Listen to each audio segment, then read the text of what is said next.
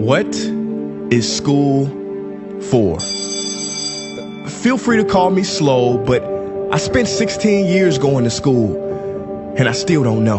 When I finished, I didn't know how to do my own taxes, purchase a home, or apply for a loan. I didn't know a thing about investments, building credit, or getting a job.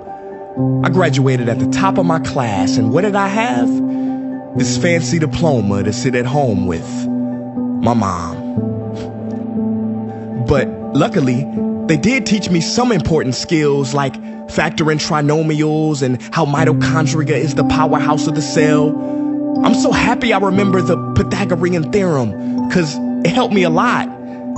Okay, I'm lying. Let me stop. Because all the stuff they taught me, truthfully, I forgot. Mom, remember when you would ask me, what did you learn in school today? And I would say, nothing much.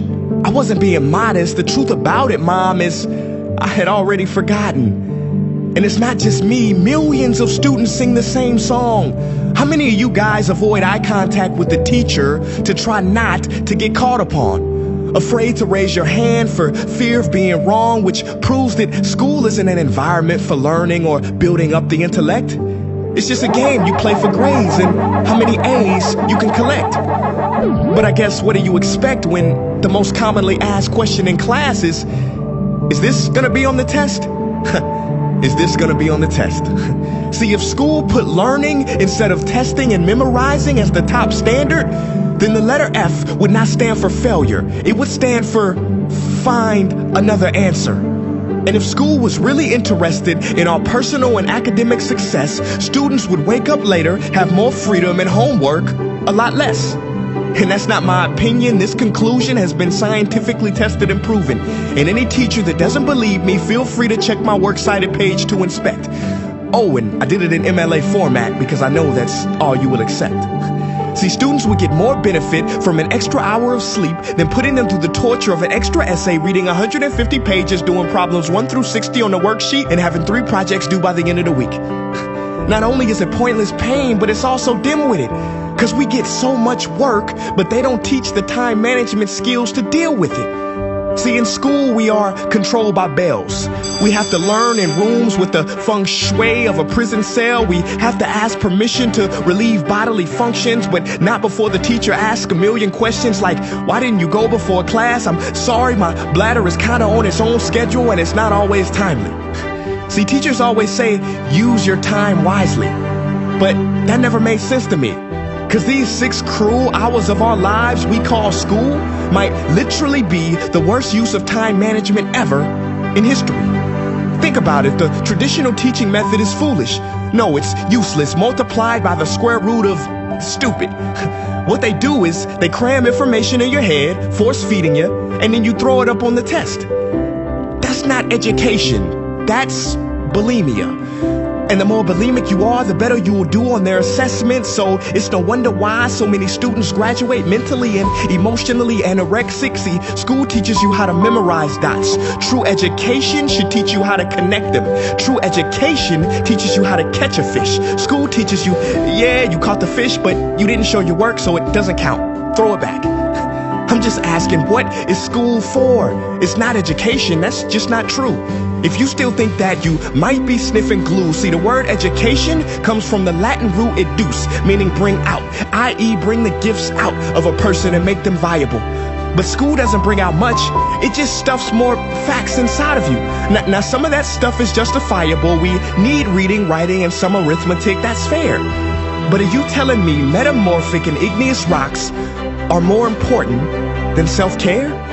If suicide is the 3rd leading cause of death of ages 10 to 24, and Harvard studies suggest the biggest predictor for success is self-control and emotional health, then why the heck aren't we taught how to handle stress, bullies, or rejection? How about anxiety or depression? You know, skills we need for our entire lives. Bro, I don't even know how to cook. I'm honestly surprised I'm still alive.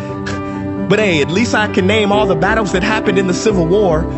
Seriously, what is school for? Some say you need it to be successful, and that's something we do not doubt. But do you own a MacBook or iPhone? Did you know they both were created by a dropout? Are you watching this video on Facebook or YouTube? Doesn't matter which you choose. They both were created by dropouts. Ever use Snapchat, WhatsApp, shopped at Whole Foods? Well, thank a dropout. Does your home furniture come from IKEA? Okay, don't get the wrong idea. He was not a dropout. Don't be a fool. I mean, how could he drop out? Ingvar Kamprad, founder of IKEA, never even went to school. I know what you're thinking. He's just picking and choosing. There's millions who didn't go to school that aren't successful. Who is he fooling? And you're right. But open your history books and start perusing. You'll find the very people we idolize in school never really had formal and/or secondary schooling. I'm talking George Washington, Abe Lincoln. America's best presidents had zero school between them. Ben Franklin, Thomas Edison, shall I proceed? Ernest Hemingway, Mark Twain, Teddy Roosevelt, Margaret Mead. Now please, I'm not saying drop out, because some schools are great and many teachers are rare treasures. I'm saying that there's a difference between people who are smart and people who score better. I'm saying that your future is something that no test will ever measure. Even if that test begins in 3 letters like SAT, ACT, it's BS if they say those determine your LIFE. No, your destiny is in your hands. You must shape it to be great.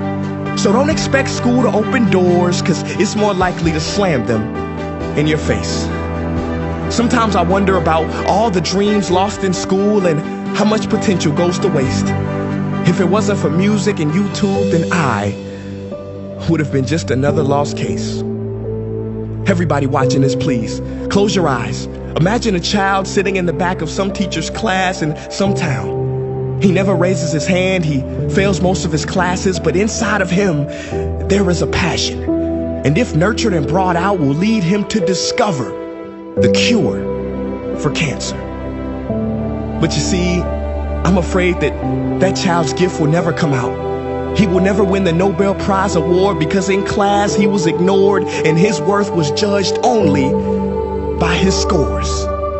So teachers, principals, parents, advisors, and students, I ask one more time, what is school for?